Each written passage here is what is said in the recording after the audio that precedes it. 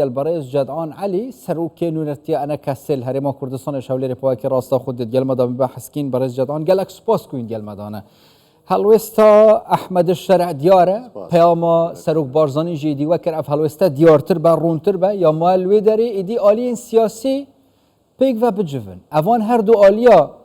حتى چرا در ريك خوش كر هين وكا أنا كسل ديال آلين دنيا سياسي يعني روجاوای کردستان ادی جوینا پیک بینن جوانه کی دانن بین باهف بله اما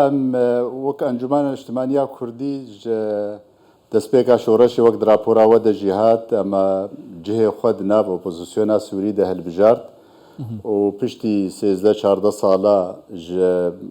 کریزا سوری و زحمتی و کوچبری و ویران کرن و زندان کرن و منضا کرن خلک ما سوری بتوایی و کرد جی دناف ده ام گهانا کوتاهیا وینا الحمدلله تشتکی گلکی باش بو رو خاندنا رجیما بشار بازداناوی و دستلاتا کنول شامه چه بو نامه دستلاتا نول شامه ایما وکا کرد املید میزینن د آلیه اجتماعی دا د آلیه برجواندی ملت کرد و دوزا کردی جی ام با ارینی لید میزینن تشکی باشا ناما ویا تالی احمد الشرع ده پیره که وقتی درچو در حقا کردادا کرد ملت کی راسنن ج سوریا ام نماد هیل ظلم و زور تعدا گلک الوابویه وکا ما ام نماد هیرن او ظلم و زور چه ببه و ام شریک هفه بهاور سوریا نو آوا بکن و ناما برسف سروک برزانی جی جیرا ریکری براستی جهد الخوشی و در راحتیه و اثبات دکه انو جناب برای سروک برزانی وک لیوگر وک مرجعیه کردی پشتگیره و پارپشتی ملت خویل همه پارچه کردستانه و لهر جهه که لجیهانه تنگایی که آستانگی که تی پیشیا یکی کرد هوارا خو دنگ خو دگهنه جناب سروک برزانی ناسکریه به چخاسکاری خمخور ملت خویا خمخور همه پارچه کردستانه وک حفله تماشا دکیودی امجی ام وک اطارکی سیاسی انجمن کردی لقامش لو سروکاتیا انجمن بردوام د جواتا د جروجا گو دست پیکری گو هرتنا رجیما بشار حتی روجا ایرو 24 ساعتا د کوم جوینا دنا گه به هفرا دزگه خوا مؤسسات و هیئات و دزگه انجمن بخوا و اطراف و کسی پیکاتی سوری کرد سوری لقامشلو تفگرا سیاسی پیاده و لاینگری وینا بانگه ما بردوامن نافبریا مجی دولت زلهیز و خورد وک فرانسیا وک امریکیا وک بریطانیا هولدانا و بردواما هر دو آلیات بینن بتنه ده هولدان دنا گوچاوا شاندکا کردی چه ببه به داخواز و کاغتکا کردی کاربن هرن لشامه سر هفدوبن هفگرتی بن نونرتیا ملت کرد برز جدعان یعنی بوی هفگرتنی بویکو پیک شان و یک پیام آلین کردی هبت روجاوای کردستان بسنه شامه بوی هفگرتنی چه تخواستن چه تشتکی پیتویه نوکه یعنی جی داخوازین و چه نبوی هفگرتنی بله اما ام دبینن جبو کاغتک هفگرتی به هناك خاله هفگرتی و خواستک ملت کرد به و چارسریا دوزا کردی به لسوریا دوی او کاغت و او داخواز گنجاو به نشتیمانیا سوری و گنجاو به بریار ناو دولتی را گنجاو به دولت حریمی گو دیجیتیا منکن ام کاربن پالپشتیا و پشتگیریا و تامین بکن وقتی کاغت اما منطق و معقول به اما نها کیشا سرکا دناف مو پیاده دا ام دبیجن پیاده دوی راگ هنه دوربونا خوا نه پالپشتی و نه التزام خوا برینا خوش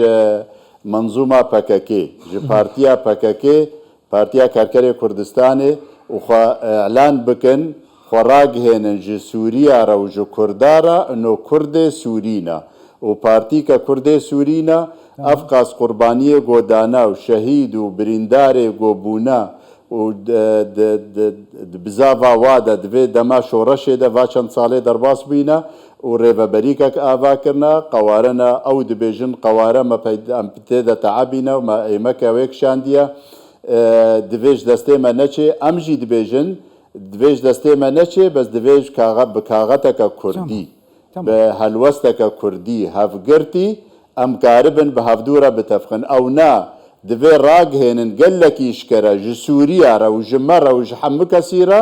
ئەنۆ ئیشێ مە و پەکەکێژ هەف نینە ئەم وەک پارتیکە کوردیە سووری خەباتێ دکن و بەرامبەری وا قوربانیە گۆمەدانە دەبێت دۆزا سووری دۆزا کوردی لە سووریا پالپشت پشتگێر بێ و تەسبیت ببێت دەستورە نوودە هەگەر نەوا بێ ئەم دبینن ئەمێ زرارێ ببینن هەلوەستا کوردی وێ سەقەت بێ وێ قەلس بێ لاواز بێ گۆنە هەفگرتی بێت سەر هەفتوو بێ سەبەبێ سەدەمێ هەفگرتنا وەیە سەرەکە گۆ هەلوەستا مە ببێ یەک ئەم وەکە کوردێ سووری بخەبێت ئەگەر ئەوژی چێبی ژالیە پێدێ و ئەدی گوتن ئەم کوردێت نۆڤا سووریەدانە نە دەستەکێ دەرەکە نە قەندیلە نە پەکەکە تسێکی و سەد گەلەوانەنینە نوکەوە ئامادەکاریت خوب کرینە ئەگەر هین ئێک بگرن بچنە شامێ ڕەشنویسەکەوەیە دیارە خاڵێن وێن سەرەکە چ تێدانە داخوازیێن وە بۆ سووریا پاشە ڕۆژێ وانسێ هەیواز بەحس ناکەم پشتی وانسێ هەیڤال گرنگە ها بۆ وێ قۆناغی وە ئامادەکریە ئەز بەلێ هەڤالێ ما هەڤال سەرکردێ ما ئەنجومانە کوردی لە قامشلۆ خۆ ئامادە دکن کاغەتێ خۆ حازر دکن ئەفکار و تشتا لە هەف دێنە سەر هەفتوو بکنە خال ji bo çawa daxwaza doza Kurdî çareseriya doza Kurdî Sûriya de a tişta sereka a got kesek qebûl nake ji rêzê derkevin helwest divê netewî bê daxwaz divê netewî bê doza Kurdî bê û em li kêleka a neştîmanî em li şîrîkê Sûriyane bi avakirina Sûriyake nû bi taybetmendiya xwe ya netewî تایبەتمەندیە مەلەتەوی ئانەها نەدروریە ئەم خاڵێ ناڤەڕۆکاوێ دیار بکن ئشکەرە بکن ji بۆ ئەم کاربن بهتر کۆکێل سەرچێکن یەک ڕێزیێ و هەفگرتنێ سەرچێ بکن ئەنها ئەم خاڵ نابێژن طرفێ دن پەیەدێ بێژێ وەڵا ئەنجومەنە کوردی berê amade bûna xwe kiriye berê tiştê gotinê bêgo em bi hevdûra bicivin ew bibin belkî bibe cihêna kûkiyê ew jî gereke tiştekî bela nekin illa wextê em li hev rûnin bi hemê pêkhatiyê Kurd em karibin kaxetekê etimad bikin reşpelik li cem me heya efkar li cem me hene li bernamicê me heya ev bû çend sala em nav doza nav opozisyona Sûrî de کاغەتێ تەفاهمێ دناو مە و سووریا دەهەنا دنامە ئۆپۆزیسیۆنێ دەهەنا بەلگا چ تشتێ جەممە هەی ئەمێ دێنە سەر ماسێ ببێ ئا کوردی زائد ئەفکارێ جەم برادەرێ مەل هەمە پێکهاتی و فیئاتێ ملەتێ کورد هەنا ji بۆ زەنگین ببێ ji بۆ هەفگرتی بێ ji بۆ خورت بێ ئەم کاربن bi serbilindayî bi zimanekî zelal bi Sûriye xwe re biaxifin û bixwazin be دەرفەتەکە باش و کەلپێشیا کوردên Rojavayê Kurdistanê çi tiştek ku hîn jê tirsin destê xwe bi çiş bilî yek rêziyê yek rêziyan bidon ne aliyekê em behsa Kurdên parçeyên din bikîn daxwaza we bû nimûneş serkirdatiya Kurdiyal Başûrê Kurdistanê Serok Barzanî çi ye heta aliyê Kurdên Bakurê Kurdistanê jî yani hîn çi daxwaziyek ketkin ji bo ku ev derfete hatiye destê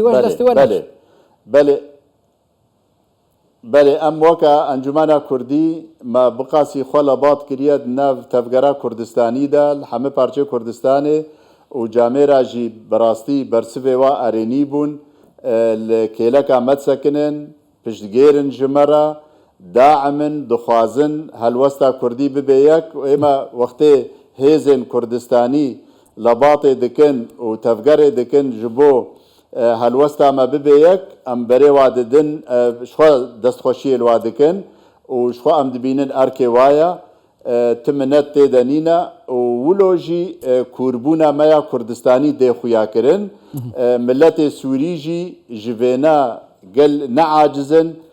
kêfa xwe tênin ji piştgêriya سەرۆک بەرزانی هەرێما کوردستانê hêzên Kurdistanî ino palpiştin û piştgêrin ji milletê xwe re bi aliyê îcabî û aliyê çawa Sûriya ke nû bi hemû milletê xwe bi destê milletê xwe bi hemû pêkhatiyê xwe ava bibe û em dest bi qûnaxeke nû bikin hemû xwe bibînin xwediyê Sûriya nû ji ber wilo piştgêriya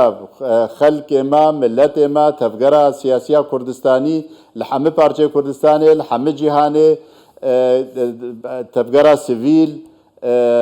muhamî bin muhandis bin çi fîatê mujtema got piştgêr bin ji me re bi rastî em dibînin dibe hêz ji me re dibe xurtbûn em çawa bi xurtîka gelekî germ û karibin tefahumê û nuqatê em karibin li ser bitefqin bi Sûriya re û karibin kaxeta xwe bimeşênin li Sûriya a doza Kurdî tespît bikin di destûra Sûriya nû de bi palpiştbûna dîsa dobare dikim dewletên zilhêz û ê biryarê navdewletî çêkirine û dewletên herêmî divê em karibin wa bikin got arîkar bin bi me re piştgêrê mafê me bin ne dijîtiya me bikin û ne hereşa û tehdîd û gefal me bixwin. علی سەرۆکێ نوێنەرتیانە کەسل هەرێما کوردستان شەولێری پاکی ڕاستە خود گەلمەدا بوون گەلک سپاس بووە.